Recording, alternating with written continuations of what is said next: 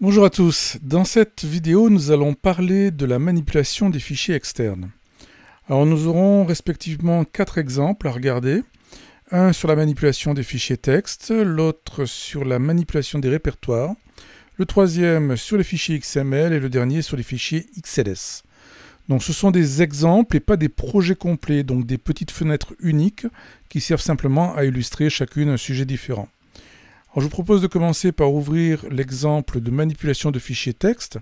Vous ouvrez Windev, vous allez dans l'option Ouvrir un exemple et vous cherchez tout simplement Fichier texte et vous trouverez cet exemple-là, manipulation de fichiers texte. Donc comme vous le voyez, il s'agit d'une série de boutons avec du code derrière. L'idée c'est de tester les boutons et puis ensuite d'aller regarder le code pour essayer de comprendre comment les différentes opérations sont faites. Donc par exemple ici, si je fais un Go sur cette fenêtre, donc il me propose à chaque fois d'enregistrer la fenêtre puisqu'il ne s'agit pas d'un projet complet. Donc il faut enregistrer l'exemple. Je l'enregistre. Voilà, et ici vous cliquez sur les différents boutons. Donc ici par exemple pour la création d'un fichier, l'écriture dans le fichier, la lecture, etc. Bon évidemment c'est pas très spectaculaire à voir. Ce qui est intéressant après c'est d'aller regarder le code correspondant. Donc même chose ici pour la manipulation des fichiers. Vérifier l'existence d'un fichier, copier un fichier, avoir des infos sur un fichier ou sur le disque. Donc ensuite, une fois que vous avez testé ces boutons, vous revenez dans Windev, vous faites un clic droit sur chacun des boutons, option code, vous appuyez sur la touche F2 et vous examinez le code correspondant. La plupart des fonctions de manipulation de fichiers texte commencent par F, comme ici fcree par exemple. Dans cet exemple, on crée un fichier dans le répertoire de l'exécutable, donc c'est frepExe qui renvoie cette valeur. CompleteRep est une fonction qui permet d'ajouter un anti-slash à la fin du chemin au cas où il n'y serait pas, pour que le chemin soit correct. On crée un fichier, ce qui renvoie un identifiant produit par Windows. Et ici, on vérifie si l'identifiant n'est pas égal à -1, auquel cas ça voudrait dire que le fichier n'a pas pu être créé. Puis on le referme tout simplement. Et dans les boutons suivants, on va rouvrir le même fichier, soit pour écrire, ici avec la fonction f écrit ligne, soit pour lire, ici par exemple, avec la fonction f lit ligne, etc. Donc voilà, vous pouvez consulter cet exemple-là, et vous allez voir toute une série de fonctions permettant de manipuler les fichiers texte. Il y en a bien d'autres évidemment. Sur le même principe, vous pouvez consulter l'exemple qui se nomme manipulation des répertoires. Donc cet exemple va manipuler des répertoires soit en créant, comme vous pouvez le voir ici, création de répertoire, création de sous-répertoire, en listant le contenu du répertoire, etc. Regardons par exemple le code de ce bouton. Lister le contenu d'un sous-répertoire se fait avec une fonction qui s'appelle fListRépertoire. Vous voyez encore les fonctions commençant par F, comme je vous le disais tout à l'heure. Ici, cette fonction renvoie une chaîne de caractères contenant les noms des différents répertoires séparés par un retour chariot. On utilise ensuite une boucle pour toute chaîne pour parcourir cette chaîne de caractères et ajouter les noms des répertoires dans un champ list qui a été créé juste en dessous. Voilà, donc sur le même principe, encore une fois, consultez les différents boutons, testez-les et regardez quelles sont les fonctions de manipulation de répertoire qui vont, comme je vous le disais, pour la plupart commencer par la lettre F. Le troisième exemple concerne la manipulation des fichiers XML. L'exemple qui a été choisi ici s'appelle lecture et écriture au format XML. Et en fait, vous constaterez qu'il y a énormément de fonctions de gestion et de manipulation de fichiers XML dans WLangage, et donc il est impossible de trouver un seul exemple exhaustif. Donc celui-ci n'est qu'une illustration de ce qu'il est possible de faire. Donc je fais un Go sur la fenêtre, comme d'habitude on va la tester tout de suite.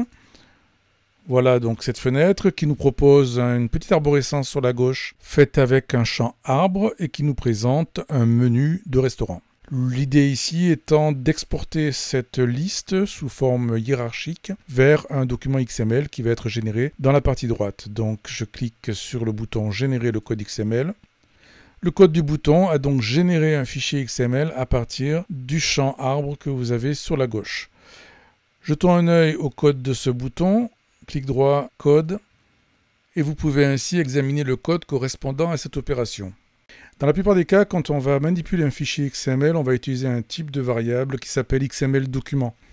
Donc on crée une variable de ce type et ensuite on va manipuler cette variable comme étant le fichier XML. Donc soit pour aller écrire dedans et donc créer des balises, des attributs, etc. C'est ce qui est fait ici. Soit pour lire évidemment son contenu. Dans cet exemple, vous avez une boucle ici qui parcourt l'arborescence, qui parcourt notamment les différents fils des différentes branches de l'arborescence, et à partir de ce qu'elle trouve, va créer des balises dans le fichier XML qui a été créé au début du code. Donc ici, nous n'allons pas détailler complètement le fonctionnement de ce code parce que ce serait trop long par rapport au but de la vidéo, mais l'idée c'est bien de vous montrer qu'il est possible de manipuler entièrement des fichiers XML avec vraiment toute une série assez importante de fonctions dédiées explicitement à cet usage.